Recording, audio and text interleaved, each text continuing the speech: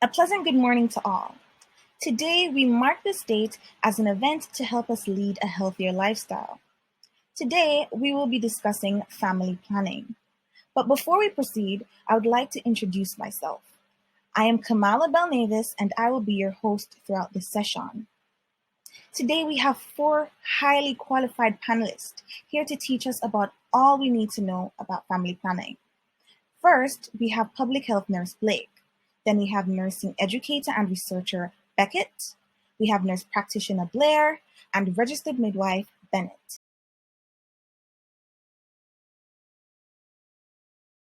Good morning, everyone, and thank you, Miss Belnavis, for that wonderful introduction. Once again, I am Nurse Beckett. So, to start off, I want to hear your thoughts on what you think family planning is. Yes, young lady in the back, do you have a response for me? I think it's like condom and them thing there will help us prepare for children. That's a great response. Now, let's expand on it. So, family planning, also known as reproductive life planning, sounds fancier, huh? Every day they find a way to make words longer. But I think it shows the density of what we're going to talk about. Since everything you do in consideration of your reproductive health, whether you're single or in a relationship, including if you decide on having children, and if you do, at what point in life that would be best, or how many children you would like, or how far apart you would like to have them. If you need extra help conceiving or becoming a parent in other ways, that's family planning. And it's the topic you would want to learn more about, and that's why we're here, right? And we'll lead you further on into our discussion. Thank you so much for having me on the panel today. I am Nurse D'Angelo Blair. Alright, so as it relates to family planning, this topic has been around for a number of years. Definitely not a new craze at all. So, how about we go into its history and how it all came about? But before we begin, does anybody in the audience know of any family planning organizations here in Jamaica or internationally? Right, so here in Jamaica, we first see the introduction of family planning services between the 1930s and 1966. One of those services was the Jamaica Family Planning Association, or FAMPLAN for short, FAMPLAN, in 1957, contributing to the development of family planning efforts locally. Additionally, we also have the Family Planning Board, as someone mentioned, which is another organization that was created in 1967 to aid in the preparation and provision of family planning services for the general population, and also acting as an official government agency. Alright, so from the 1970s onwards, we see these organizations becoming more developed in these efforts as teachers began to be trained in the family life education, or FLE, at that time. However, nowadays, the whole aspect of health has been incorporated into the lesson.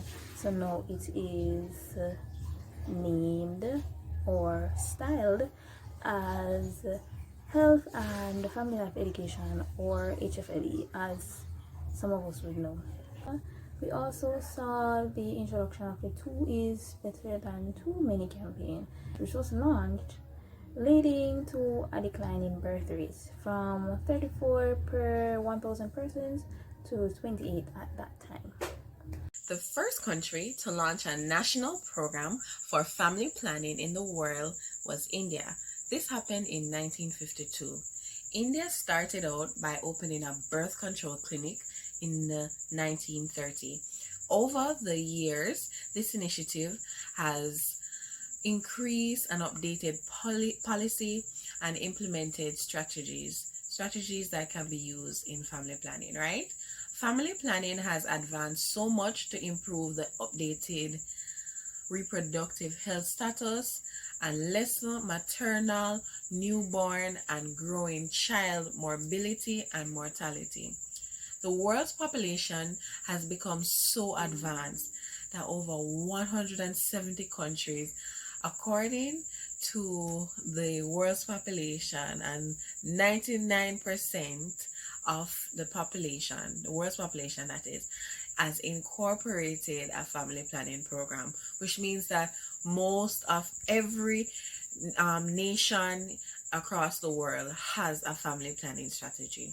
This was the best solution to birth control, a sensitive and emotional topic for many. However, the topic of abortion strikes in everybody's mindset. The world's rapid population growth, as well as its increased fertility rate, proved to be a driving factor for family planning. So because we're having increased mothers having an interest in getting more pregnant, more women are more fertile, so there's a lot of pregnancies. So the family planning method will be used to control that.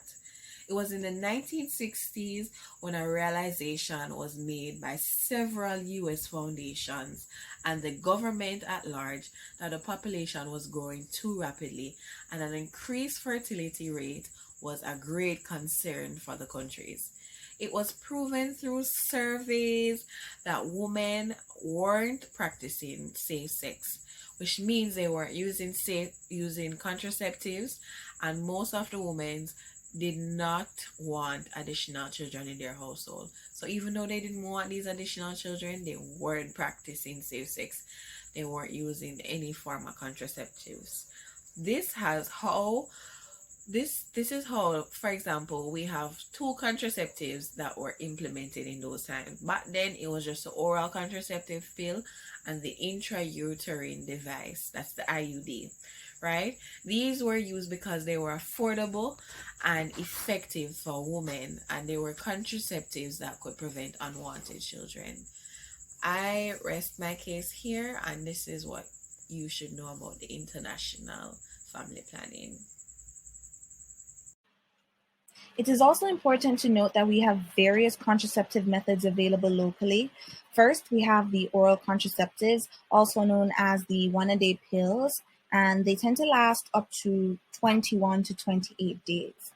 Then we have Depo-Provera, also known as the injectable contraceptive, and these last for 3 months. Next, we have the copper T IUD, which lasts about 7 to 10 years, and then we have the Jadel implants that last about 5 to 7 years, and then we have condoms. A question just came in from a Miss Myers, and she says, "Me not believe in a family planning. The Bible says we must be fruitful and multiply so we can replenish the earth, and that me I do." Panelists, what are your views on this? Good morning, everyone. My name is Nurse Blake, and today we will be discussing the benefits of family planning. My colleague earlier gave a beautiful definition of what family planning is.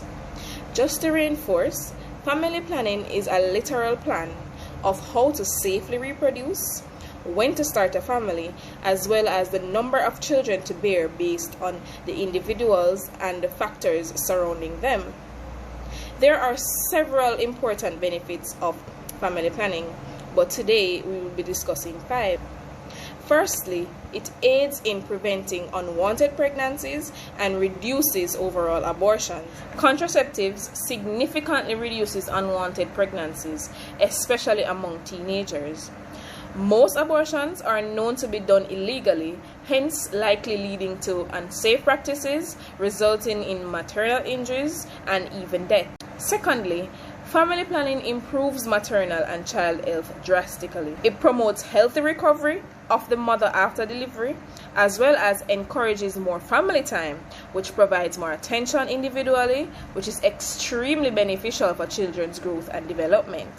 The third major benefit of family planning includes reducing pregnancy-related risks. Adolescents are more at risk of developing complications during gestation. Family planning encourages the careful planning of the order, the amount, as well as when to start having children.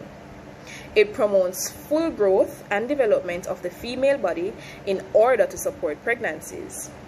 It can also minimize pregnancies for older adults with age-related risks. The use of contraceptives reduces abortion and, by extension, those that are extremely unsafe, one of the leading causes of maternal death. Another major benefit of family planning is reducing the burden on society. Let me explain further. Family planning affects society on a whole. When couples choose to participate in family planning, they are able to manage the amount of children they have in order to accommodate their lifestyles.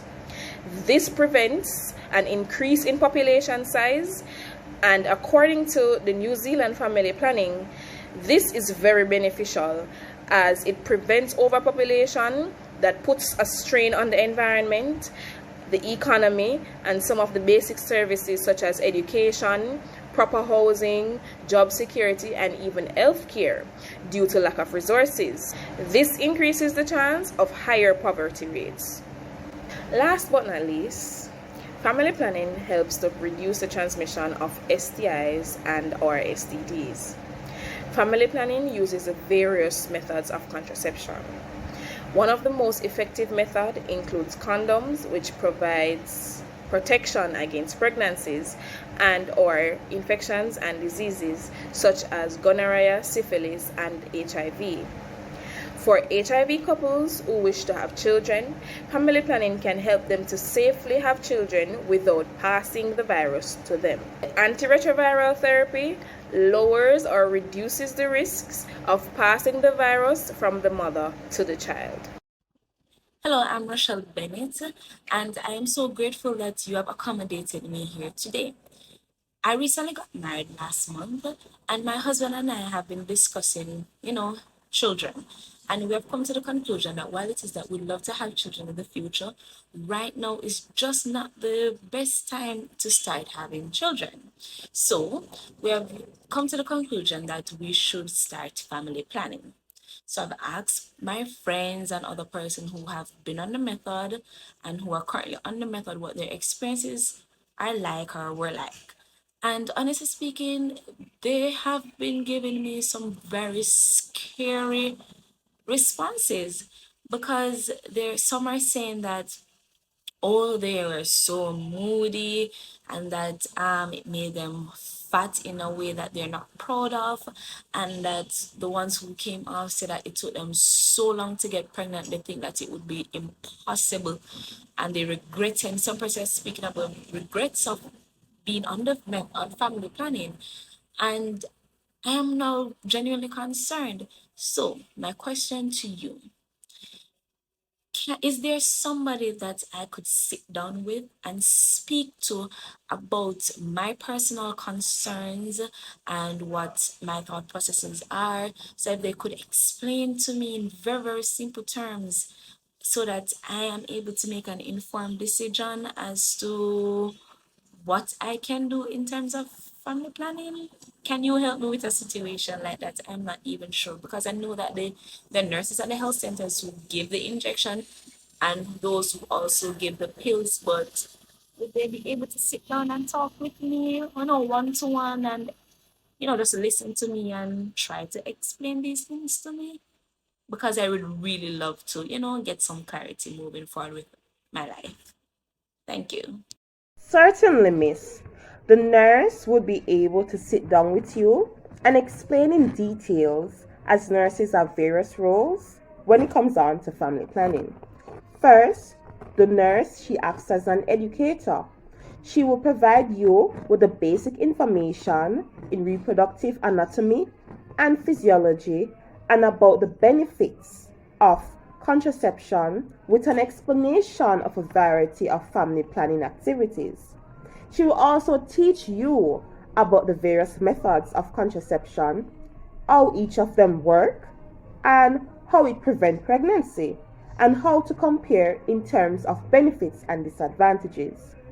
She is also a counselor, right? She emphasizes on safer sex practices. Although there are many contraceptive options for reliable pregnancy prevention, only condoms are available for both female, and male. Right? So she also will address questions to expel myths and help reduce the large number of unintended pregnancy, especially in adolescents. The nurse also plays the role of an advocate. This is where she will emphasize the importance of family planning to engage in a more responsible sexual behavior. She will also give clarification about the methods, that these methods, they will help to prevent pregnancy, however, not prevent STI, thus the importance of condoms. She also plays the role of a clinician. This is where the nurse will obtain a basic health history from the client. The nurse will also do a thorough physical examination of the client at first appointment. The nurse will also assess the client for possible contraindication to the contraceptive use. She will also determine with you the best contraceptive method option considering your personal values, your ability to use a method correctly, and your financial factors. She will also administer the chosen method of contraceptive, whatever that may be, such as the pills, the injection. And that is all for today's presentation. I would like to thank all our wonderful panelists and you, the audience, who actively listened and participated. I hope you have learned all you need to on family planning so that you can make healthier lifestyle choices. This is Kamala Belnavis, and it was a pleasure being with you all today. Thank you.